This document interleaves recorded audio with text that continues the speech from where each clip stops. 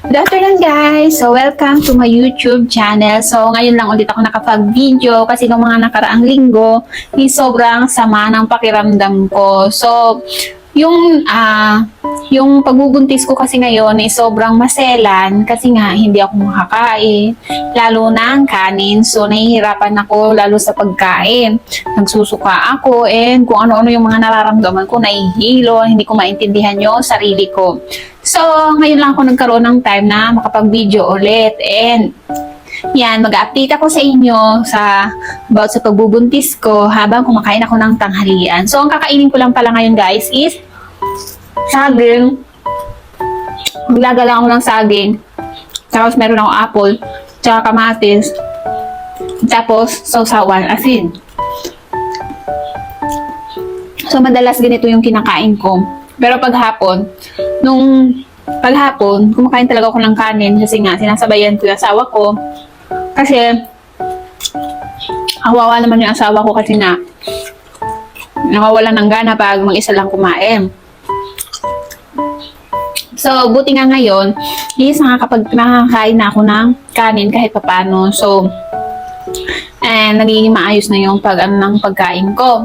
So, nung nakaraang linggo, around 7 weeks and 5 days baby, pumunta ako sa doktor kasi nga, magpapa-prenatal ako kasi hindi pa ako nakakapag-prenatal. So, pagpunta ko dun sa doktor is, yun, tinanong ako sa kung ano yung mga nararamdaman ko. Di sinabi ko na sumasakit yung may puson ko kapag, lalo pag bumabiyahe kami, kahit sa palengke lang, papuntang palengke lang, sumasakit talaga yung tiyan ko. And, kahit dito sa bahay, gumalaw lang ako ng konti, kahit mga 1 oras lang, sumasakit talaga yung puson ko. So, sabi ng doktor, i-ultrasound na lang ako para malaman kung bakit ganon. So, ayun, ina-transp, yung pinapasok na ultrasound, trans-B ako para malaman kung ano yung sitwasyon ng baby ko. And, buti nga guys, nagpa-check up ako kasi kung hindi, may tendency na makukunan na naman ako. So, ang nangyari, nung in-ultrasound ako, nakita doon sa my screen, so ipapakita ko mamaya, yun sa my screen, yun sa may ganyan.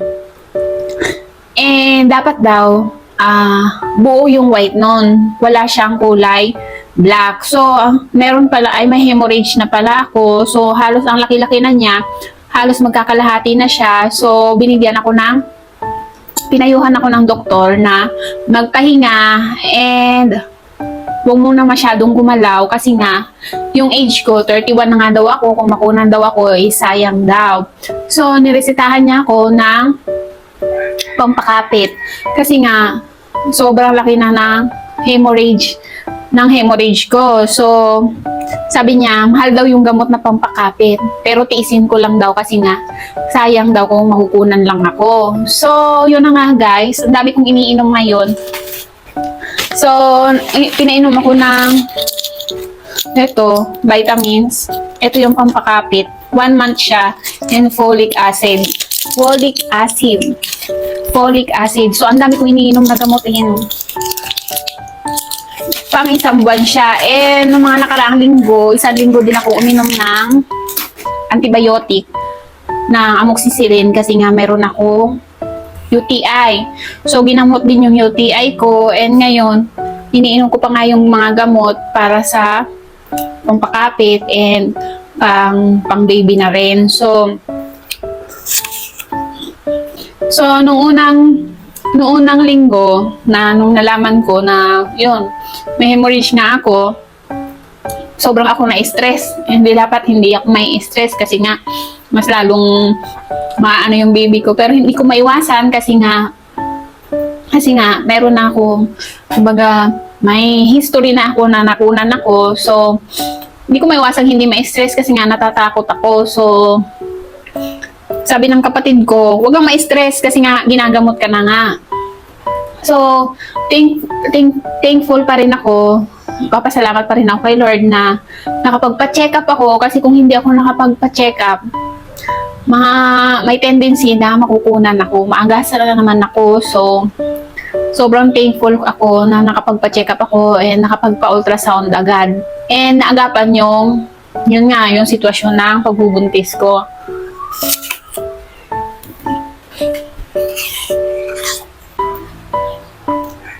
So guys, ngayon is nasa 9 weeks na yung pagbubuntis ko. 9 weeks and Monday, Tuesday, 9 weeks and 2 days.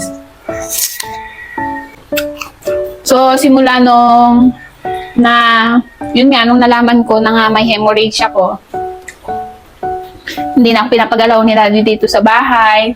Kasi sabi ng doktor, magpahinga daw ako, wag mo na ako magbubuhat ng mabibigat.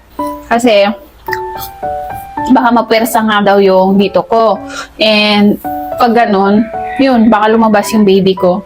So, napapasalamat na rin ako kasi nga, yung asawa ko, simula nung malaman namin na ganun, yung asawa ko na yung naglalaba, nagluluto, naghugas ng pinggan. Naiiya na nga ako sa asawa ko kasi nga, syempre, pagod sa trabaho, tapos pag uwi pa dito sa bahay, magagawa pa. Parang minsan, sinasabi ko sa kanya na nakakahiya na sa kanya kasi syempre, maglilinis siya ng bahay, magluluto, ganyan. Eh, sabi ng asawa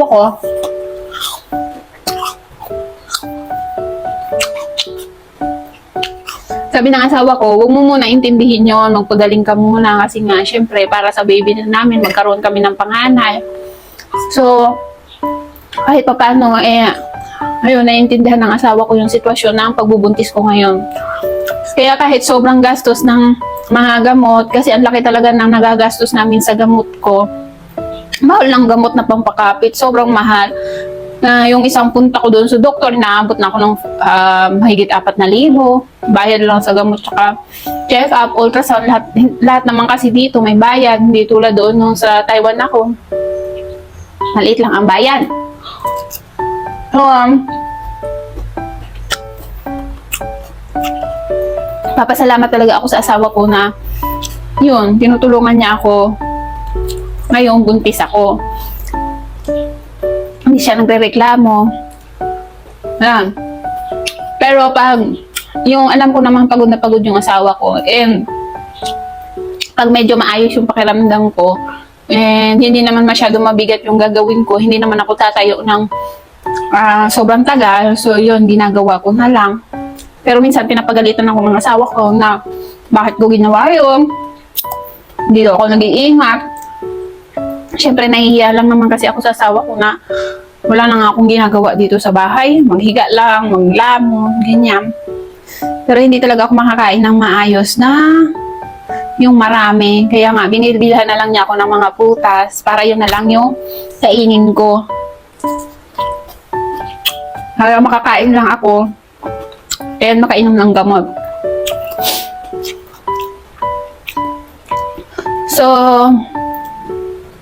yun guys, nung unang inom ko ng antibiotic, natakot ako, pero sabi nung doktor, nung nireseta niya sa akin yung antibiotic, sabi niya, huwag ka matakot uminom nitong antibiotic kasi hindi naman kita re-resetahan ng gamot na ikakasama ng baby mo. Sabi niya, magpahinga ka para naman ma-save yung baby mo and magkaroon ka ng baby kasi nga, magte-32 ka na, magte-32 years old ka na, tapos panganay mo pa lang. So, sayang din, yun ang sabi niya. So, yun guys.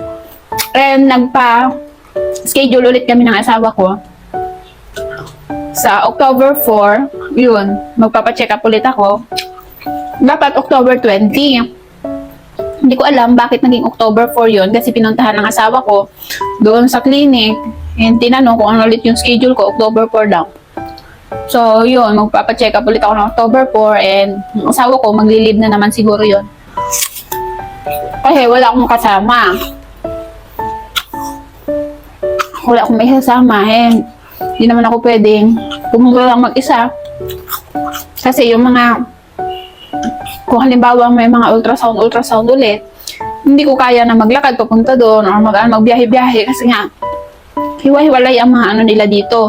Hindi tulad doon sa Taiwan na halimbawa clinic nila dito, may ultrasound na sila dyan, may laboratory na, parang lahat na andun na. Dito hindi. Andito yung clinic, iba pa yung pupuntahan ng pag-ultrasoundan, iba pa yung pupuntahan ng pag-laboratory, yung pag-laboratory, yung mga ihi, mga ganon. So, yun guys, and sa ngayon, okay naman yung heartbeat ni baby. Sobrang lakas ng heartbeat ni baby, and natutuwa ako. And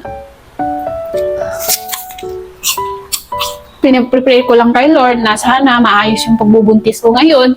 Kasi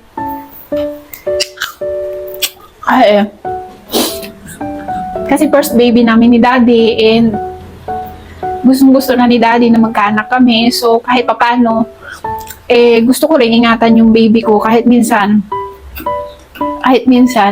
naiiyak na talaga ako sa asawa ko kasi wala nga akong ginagawa lang sa bahay.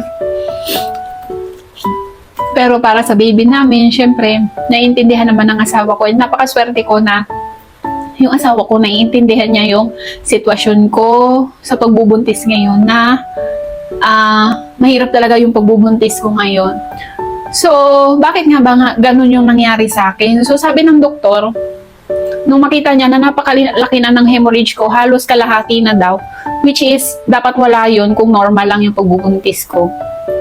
Ang tanong niya sa akin, kung nagbubuhat ba daw ako ng mabigat, or yon kung ganon. Sabi ko, nagbubuhat kasi, ang tagal na kasi ng katawan ko na nagbubuhat ng mabigat. So, galing ako sa Taiwan, so nabuntis ako, pagka-uwi ko, mga ilang nabuntis na ako. So, yung katawan ko parang hindi pa nakaka-recover sa pagod or kasi sa Taiwan, yung trabaho ko, nagbubuhat talaga ako ng mabigat. So, parang napakalaking toll sa katawan ko, yung sa sobrang tagal na rin nagtatrabaho, halos mabibigat ang mga ginagawa ko. So, parang ito yung naging sa katawan ko. So, yun lang guys, yung may share ko sa inyo ngayon, and kain muna ako ng lunch. Ito lang talaga yung lunch ko ngayon.